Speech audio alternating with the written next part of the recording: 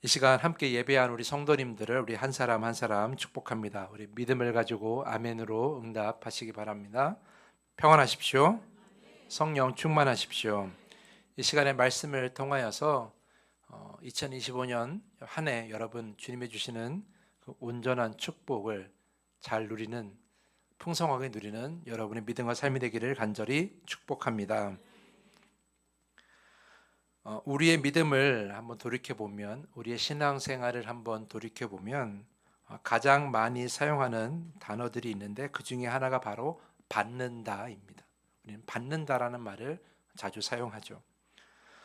구원 받았습니다라는 말로 시작해서 말씀의 은혜 받았습니다. 성령을 받았습니다. 기도의 응답을 받았습니다. 주님의 사랑을 받았습니다. 내 삶에 꼭 필요한 말씀을 받았습니다. 주님께 축복을 받았습니다. 등 우리는 여러 가지 받는다라는 말을 많이 합니다. 그만큼 우리가 주님께 받는 것이 많이 있다라는 의미겠지요. 주님께서도 말씀 안에서 우리에게 많은 것을 주시겠다라고 약속하셨습니다. 그러니까 우리가 뭘 받는 것은, 주님께 우리가 은혜와 사랑과 주님이 예비하신 그 많은 열매들을 받는 것은 매우 중요하다라고 할 수 있습니다. 그런데 주님께서 우리에게 가르쳐 주신 그 말씀들을 보면 받는다만큼이나 중요하게 하시는 말씀이 있는데 그것은 바로 주라입니다. 너희가 받을 수도 있지만 또한 너희들이 베풀어야 된다라는 말을 많이 우리에게 가르쳐 주고 계시죠. 하나님을 사랑하고 이웃을 사랑하라는 그 말씀, 율법의 기본이라고 가르치는 그 주님의 말씀에는 우리가 받기만 하는 것이 아니라 주는 것, 사랑을 주는 것도 매우 중요하다라는 것, 하나님의 가르침이 그 안에 있다라는 것을 우리에게 깨우치는 중요한 말씀이에요. 그러니까 말씀의 기본이 우리 받는 것이 아니라 주는 것에 있다라고 예수님께서 강조하고 계시는 것이죠. 또한 오병이어의 기적, 우리 다 아시는 이야기인데요. 예수께서는 그 기적을 일으키시기 전에 먼저 제자들에게 말씀하셨어요. 너희가 먹을 것을 주라라고 말이죠. 그러니까 큰 은혜의 기본에는 뭐가 있어요? 우리가 먼저 주는 것이 기본이 되어야 한다는 거예요. 또한 산상수훈을 보면 누군가 나에게 오른뺨을 치거든 왼쪽 뺨도 주라라고 말씀을 하시고요. 그리고 속옷을 가지고자 하는 자가 있다면 겉옷까지도 주라라고 말씀하고 계십니다. 또한 마태복음 25장을 보면 지극히 작은 자에게 준 것은 결국 나에게 베푼 것, 나에게 준 것이라고 주님께서 말씀하셨습니다. 이렇게 보면 우리의 믿음과 삶은 받는 것도 중요합니다. 아까도 말씀드렸지만 받는 것 매우 중요하죠. 그것만큼이나 주는 것 또한 중요하다라는 것을 우리는 깨닫게 되는 것이죠. 주님의 말씀 안에서, 주님의 약속 안에서 온전히 잘 받고 잘 주고 또 반대로 잘 주고 잘 받는 것, 이것이야말로 온전한 믿음과 삶의 모습이라고 저는 생각을 합니다. 그렇다면 우리가 생각해야 돼요. 우리가 잘 주고 잘 받기 위해서 우리가 무엇을 알아야 할 것인가? 우리가 잘 주는 삶과 또 하나님께 잘 받는 삶을 살기 위해서 우리가 무엇을 알아야 할 것인가?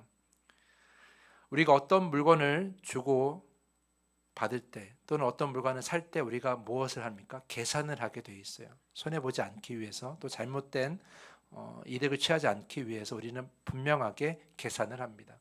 마트에 가서 우리가 물건을 사가지고 지불할 때는 반드시 계산하는 점원이 있어요.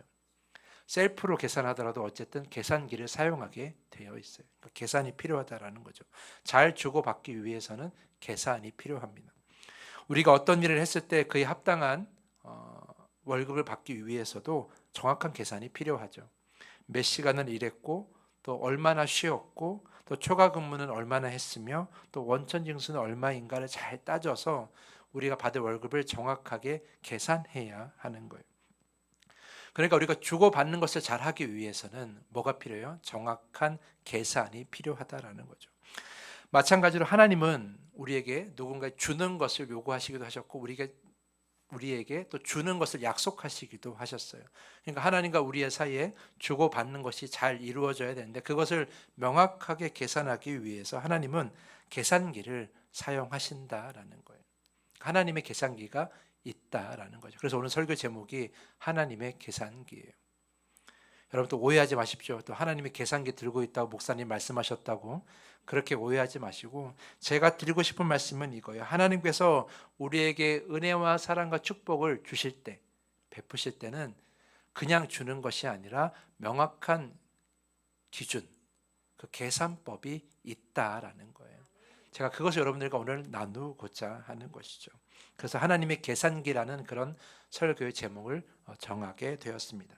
자, 그럼 오늘 말씀에서 한번 찾아보겠습니다. 하나님께서는 손에 어떠한 계산기를 들고 계시고 우리를 축복하시고 우리를 사랑하시는가 한번 보겠습니다. 자, 오늘 본문 말씀 37절과 38절 두 절이지만 사실 이 부분은, 이 두 절은 크게 세 부분으로 나누어서 읽어야 합니다. 첫 번째는 37절 전반부와 중반부 말씀이에요. 비판하지 말라, 그리하면 너희가 비판을 받지 않을 것이요 정죄하지 말라, 그리하면 너희가 정죄를 받지 않을 것이다 라는 거예요. 하나님께서는 이 말씀을 통해서 너희가 주님으로부터 비판받지 않으려면 먼저 비판해서는 안 된다라는 거예요. 너희가 하나님께 정죄를 받지 않으려면 먼저 정죄하지 말아야 되는 거예요. 우리가 비판하지 말고 정죄하지 말아야 될 대상이 누구예요? 바로 여러분 옆에 있는 사람들, 가족, 이웃, 성도, 친구, 직장 동료 또는 부하 직원 또는 그 누구든지 간에 여러분이 아는 모든 사람들에게 비판하지 않으면 비판을 받지 않을 것이고 정죄하지 않으면 정죄를 받지 않을 것이라고 가르쳐 주는 거예요. 이것이 한 부분이고요. 두 번째는 37절 마지막 부분부터 38절 전반부까지인데요. 용서하라, 그리하면 너희가 용서를 받을 것이요 주라, 그리하면 너희에게 줄 것이다. 자, 그러니까 여기서 무슨 내용입니까? 우리가 누군가를 용서하면 하나님으로부터 용서를 받게 되는 것이고, 우리가 누군가에게 주고 베풀면 하나님은 우리에게 주고 베풀어 주신다라는 거예요. 우리가 여기서 한 가지, 이 두 부분을 통해 우리가 한 가지 깨닫는 것이 있습니다. 자, 우리가 주님께 받고 싶은 것이 있으면, 우리도 이웃들에게, 내가 아는 사람들에게 그것을 먼저 행해야 한다라는 거예요. 우리가 그것을 먼저 주어야만이 우리가 주님께 그것을 받을 수가 있는 거예요. 예를 들어 내가 주님의 사랑을 받고 싶으면 우리가 먼저 이웃을 사랑해야 되는 거예요. 내가 주님의 용서를 받고 싶으면 내가 아는 모든 사람들을 용서할 줄 알아야 되는 거예요. 내가 주님의 용납을 받고 싶으면 내가 아는 사람들 용납할 줄 알아야 되는 거예요. 내가 주님의 이해를 받고 싶으시면 나도 다른 사람들을 이해할 줄 알아야 되는 거예요. 그런 법칙이 있다는 것이죠. 또 한 가지 우리가 알 수 있는 것, 내가 주님께 받고 싶지 않은 것이 있어요. 정죄함 또는 비판 또는 심판, 그런 것들을 우리가 하나님께 받고 싶지 않는다면 나도 이웃들이 그런 것을 행해서는 안 된다라는 거죠. 결국 종합적으로 우리가 이야기해 보면 우리가 이웃에게 무엇을 주느냐에 따라, 이웃과 우리의 관계에 따라 하나님께 받는 것이 달라진다라는 거예요. 오늘 그것을 우리에게 가르쳐주고 있는 것이죠. 이것은 매우 중요한 진리입니다. 왜냐하면 우리는 한 가지만 생각했거든요. 우리가 하나님께 많은 은혜와 축복과 복을 받기 위해서는 우리 뭘 생각했어요? 예배를 열심히 드리면 돼, 기도를 열심히 하면 돼, 하나님께 헌신하면 돼, 이렇게 하나님께만 집중하면 그것이 복을 받는 근원이라고, 이유라고 생각했어요. 그런데 오늘 본문 말씀은 그것이 틀렸다라고 우리에게 가르쳐주고 있는 것이죠. 하나님의 복을 받기 위해서는 하나님께만 잘해야 되는 것이 아니라 똑같이 내 주변에 있는 사람에게도 잘해야 되는 거예요. 그것이 오늘 말씀의 진리인 것이죠. 왜냐하면 하나님을 사랑하는 사람은 결국 이웃을 사랑할 수밖에 없기 때문이에요. 하나님께 집중하는 사람은 어쩔 수 없이 이웃에게도 집중할 수밖에 없는 거예요. 왜냐하면 하나님은 사랑이시기 때문이죠. 자, 사랑이신 하나님을 우리가 바라보면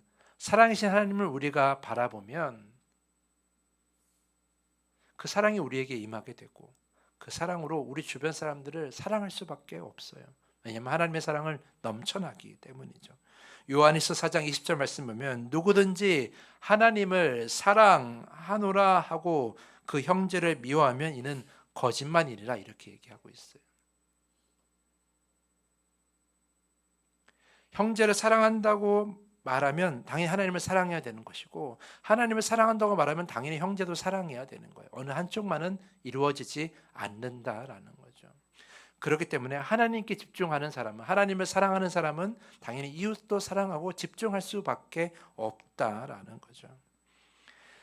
그렇기 때문에 하나님께 잘해서 우리가 축복을 받는 것이 아니라 하나님과 이웃에게 다 잘해서 우리가 축복을 받게 되는 거예요. 그것이 오늘 본문 말씀의 가르침이라는 것이죠. 여기서 우리가 하나님이 사용하시는 계산기의 그 특징을 우리가 하나 알 수 있어요. 하나님의 계산기에는 우리가 하나님의 은혜를 받기 위해서, 하나님이 우리에게 은혜와 사랑과 축복을 주시기 위해서 하나님이 계산기를 두드리시는데, 그 계산기에는 우리의 삶과 우리의 헌신의 내용만 넣지 않는다라는 거예요. 우리가 교회에서 어떻게 생활하는가, 우리가 교회에서 어떻게 헌신하는가를 그 계산기에만 넣는 것이 아니라, 그 공식에는, 그 계산기에는 우리가 하나님께 행하는 것뿐만 아니라, 그것은 기본이고, 우리가 이웃에게, 내 성도들에게, 내 옆에 있는 사람들에게, 내가 만나는 모든 사람에게 어떻게 하는가도 거기에 공식에 들어간다라는 거예요. 그래서 우리가 우리의 이웃들에게, 내가 아는 사람들에게, 내 친구들에게, 내 가족들에게 어떠한 사랑도 베풀지 않으면, 그것이 0이면 어떻게 되겠어요? 우리는 아무것도 받지 못하는 거예요. 왜냐하면 하나님이 사용하시는 공식에는 곱하기가 들어가요. 우리에게 많은 것을 주기 위해서. 더하기로 계산하면 잘 안 올라가지만 곱하기로 계산하면 하염없이 늘어나잖아요. 하나님이 우리에게 주시고자 하는 축복은 곱하기를 사용하시는데, 근데 그 곱하기에는 한 가지 기억해야 될 것, 그 공식에 단 하나의 0이라도 들어가면 답은 다 0일 수밖에 없는 거예요. 문제 내겠습니다. 1 곱하기 1은 뭐예요? 네, 한 분만 아시나 봐요. 1 곱하기 1은 1이고요. 1 곱하기 10은 뭐예요? 예? 1 곱하기 10이 100이에요? 1 곱하기 10은 10이죠. 그렇죠? 2 곱하기 2는 4고요. 4 곱하기 4는 16이에요. 우리가 무슨 수를 곱하는지 간에 당연히 0보다 큰 수가 나오게 돼 있는데, 그 곱하기에 0이 들어가면 뭐가 돼요? 답은 0이에요. 10 곱하기 0은? 100 곱하기 0은? 1억 곱하기 0은? 뭘 넣어도 0을 곱하면 무조건 다 0이 되는 거예요. 여러분, 이것이 우리가 하나님의 은혜를 받는 매우 중요한 이 계산법이 들어있어요. 우리가 하나님께 아무리 열심히 한다고 할지라도, 우리가 정말 그 누구보다도 최선을 다해 하나님을 섬긴다고 할지라도, 그것이 숫자로 환산하면 정말 그 높은 숫자일지라도, 거기에 이웃에게 행하는 사랑과 그 모든 것들이 0이면 우리가 받는 것은 그냥 0이에요. 그 공식이 오늘 이 하나님의 그 계산기의 그 특징이 오늘 본문 말씀에 담겨 있다라는 것이죠. 그러므로 여러분이 하나님께 정말 많은 축복을 받고 싶으시다면, 그런 한 해를 만들고 싶으시다면, 내가 하나님께 무엇을 해야지, 하나님께 어떻게 해야지, 오늘 이 한 해 이 교회에서 이렇게 헌신해야지, 그건 기본이고요. 그건 기본이고, 내가 만나는 모든 사람들을 어떻게 사랑해야 할 것인가, 내가 만나는 모든 이들을 어떻게 사랑해야 할 것인가, 그것을 우리가 기억하고 확인해 봐야 돼요. 그것이 0이면 우리가 받는 것은 0이에요. 그것이 숫자가 높아지면 우리가 받아지는 건 더 많아지게 되어 있는 거예요. 이것이 하나님이 사용하시는 계산기의 특징이에요. 하나님이 쓰시는, 우리에게 은혜로 주시는 공식의 특징이라는 것이죠. 이곳에 계신 여러분 모두가 사람들 앞에서, 내가 만나는 모든 사람들 앞에서, 내 가족이나 내 친구나 내 이웃이나 그 누구라도 그들 앞에서 내 욕심을 앞세우지 말고 베푸는 사랑과 용납과 또한 그들을 이해하는 마음, 그들 앞에 낮아지는 마음을 통하여서 하나님이 주시는 그 풍성한 은혜를 누리는 여러분 모두가 될 수 있기를 간절히 축복합니다. 자, 그리고 또 한 가지, 또 하나님이 사용하시는 그 계산기의 특별함이 또 한 가지가 있어요. 자, 38절 후반부를 보겠습니다. 후반부를 보면, 곧 후히 되어 누르고 흔들어 넘치도록 하여 너희에게 안겨주리라. 너희가 헤아리는 그 헤아림으로 너희도 헤아림을 도로 받을 것이니라. 여러분, 돼 아십니까? 돼? 여러분, 시장에 가면 곡물을 판매하는 데에 그 되를 사용하시죠. 되를 사용합니다. 뚜껑은 없고 속이 비어 있는 그 정육면체 모양의 그 틀 같은 게 있어요. 보통 나무로 만들어지는데 그걸 되라고 하는데 거기에 가득 담으면 그것이 한 되고요. 그걸 2번 담으면 2대. 이렇게 해서 어느 적당한, 그러니까 일정한 양을 일정한 돈을 받고 판매할 때 그 되라는 그 양을 사용하게 되는 거예요. 그렇다면 한 시장 안에서 되의 크기는 다 어떻게 해야 될까요? 일정해야 되는 거예요. 그래야 공정하게 판매하고 또 값을 정확하게 매길 수가 있는 것이죠. 그런데 그때나 지금이나 되의 크기가 시장 그 가게마다 달랐다라는 거예요. 이익을 많이 보려는 사장은 그 되의 크기를 어떻게 할까요? 조금 작게 하는 거예요. 그래서 한 되를 판다고 하면서도 조금 주고 많은 이득을 취하려고 하죠. 반대로 인심이 후한 그런 주인은 어떻게 하겠습니까? 되의 크기를 크게 하겠죠. 되의 크기가 크다는 걸 신경 쓰지 않고 그냥 주는 거예요. 그러면서 돈을 더 많이 벌기보다는 더 많이 주려고 하는 것이죠.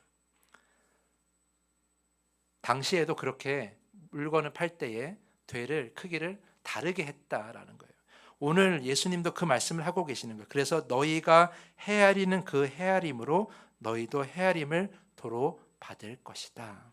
다시 말하면 너희가 이웃들에게 베푸는, 너희들과 주변 사람들 베푸는 그 사랑을 베풀 때 사용하는 그 되의 크기로 똑같이 하나님은 그 되를 사용해서 우리를 사랑하고 축복하시겠다라는 거예요. 우리가 이웃에게 넉넉한 마음으로, 아끼지 않은 마음으로 베풀면 하나님도 우리에게 같은 되를 사용하셔서 넉넉한 마음으로 아끼지 않고 우리를 축복하여 주신다라는 거예요. 반대로 우리가 이웃에게 아깝다고 생각하고 정말 그저 흉내만 내면서 이웃을 섬기고 사랑하면 하나님도 우리에게 축복이나 베푸는 것들이 다 흉내만 내시는 거예요. 같은 되를 사용하니까. 뭐가 좋을까요? 당연히 넉넉하게 주시는 걸 받는 것이 좋겠죠. 후히 주시는 것을 받는 걸 좋겠죠. 그러기 위해서 뭐가 필요해요? 우리 안에 넉넉한 마음으로 베푸는 마음이 있어야 되는 거예요.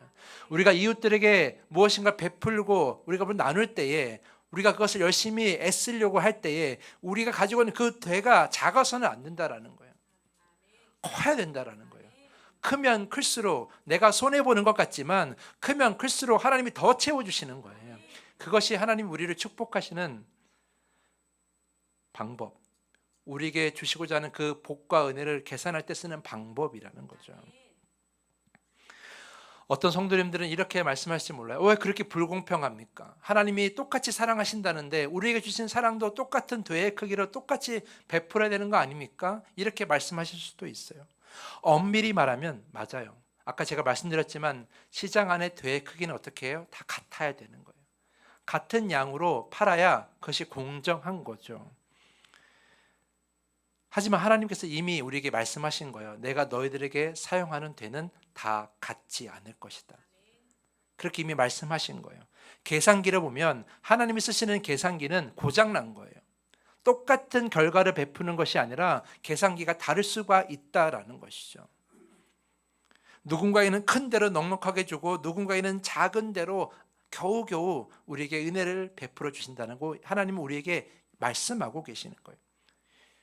하나님 왜 우리 애들에게 사랑을 베푸실 때, 은혜를 베푸실 때 왜 고장난 계산기를 쓰십니까? 이렇게 따질 수도 있어요. 하지만 여러분 잘 생각해 보십시오. 정말 잘 생각해 보세요.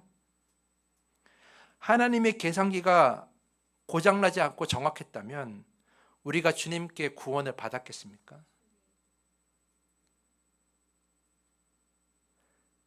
하나님의 계산기가 정확했다면 우리가 죄인 되었을 때 우리가 믿음으로 구원을 받을 수 있었겠습니까?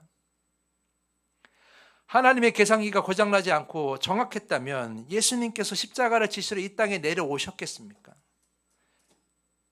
계산하셨다면 그건 가능하지 않은 일이라는 거예요. 하나님이 우리의 죄를 계산하셨다면 우리 중 그 누구도 하나님의 구원을 받을 자는 없습니다. 하나님이 우리의 죄를 엄밀하게 따지셨다면 우리는 결코 하나님의 자녀가 될 수 없는 거예요. 우리가 성도라고 불릴 수가 없는 것이고 하나님의 백성이라고 우리는 불릴 수가 없는 거예요. 하나님의 계산기를 우리 앞에서 다 버리신 것이죠. 계산하지 않으시는 거예요. 우리 대신 뭘 앞세우시는 거예요? 계산이 아니라 사랑을 앞세우는 거죠. 그 사랑으로 우리를 구원하신 거예요. 그래서 하나님은 우리에게 은혜를 주실 때, 이 구원을 주실 때 계산기를 버리신 거예요. 그래서 로마서 5장 8절 말씀 보면 예수 그리스도의 십자가가 증명한 것은 하나님의 공의가 아니라 하나님의 사랑이에요. 하나님의 공의를 증명을 했던 우리는 결코 우리는 아무도 구원받을 자가 없다라는 거예요. 그러므로 하나님이 우리에게 주시는 그 은혜, 축복을 계산할 때에 서로 다른 기준으로 계산한다, 고장난 계산기를 사용한다 그래서 그것에 불만을 가지시면 안 돼요. 그것에 불만을 가지면 우리는 결코 구원을 받을 수가 없기 때문이에요. 우리가 그 사랑으로, 그 은혜로 우리가 구원을 받았음을 알고 우리도 그것을 인정하고 우리가 스스로 우리 안에 큰 되를 만들어야 되는 거예요. 하나님께서 우리에게 베푸는 그 사랑을 우리가 기억하면 우리 안에도 그 사랑으로 만든 넉넉한 되를 가져야 되는 거예요. 그래야 우리가 큰 은혜를 받을 수가 있다는 것이죠.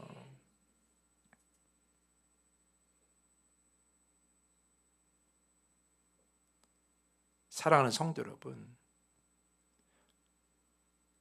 우리가 오늘 본문 말씀을 통해서 하나님이 쓰시는 그 계산기가 어떠한 모양이고 어떠한 특징인가를 우리가 오늘 깨달으면서 우리가 이렇게 정리할 수 있을 것 같아요. 우리가 이웃과의 관계에서 이웃의 것을 빼앗는 인생이면 우리는 하나님께 빼앗기는 인생이 되는 거예요. 잘 기억하십시오. 우리가 사람과의 관계에서 계산하고 나만 이익 보려고 하고 누군가를 빼앗으려고 하면 할수록 우리는 하나님께 빼앗기는 인생이 되는 거예요. 반대로 이웃과의 관계에서, 가족과의 관계에서, 누군가의 관계 속에서 나는 손해보다도 괜찮으니까 그들의 인생에 무엇인가를 더하려는 그런 인생을 살게 되면 우리는 하나님으로부터 많은 걸 풍족하게 더하는 그런 풍성한 인생이 되는 거예요. 그것이 오늘 말씀의 가장 중요한 법칙인 거죠. 이 하나님이 우리를 은혜를 베푸시고 우리에게 사랑을 주실 때 그 사용하신 그 계산기의 그 특징을 잘 기억하시고 여러분이 어떻게 살아가야 되는가를 깨달으셔야 돼요. 2024년 우리가 하나님께 받은 것이 별로 없다라고 생각이 되신다면, 그래서 2025년 더 크고 놀라운 축복을 받기를 원하신다면 이 하나님의 계산기를 잘 생각하셔야 돼요. 하나님이 어떻게 우리에게 주실 은혜와 사랑을 계산하시는가.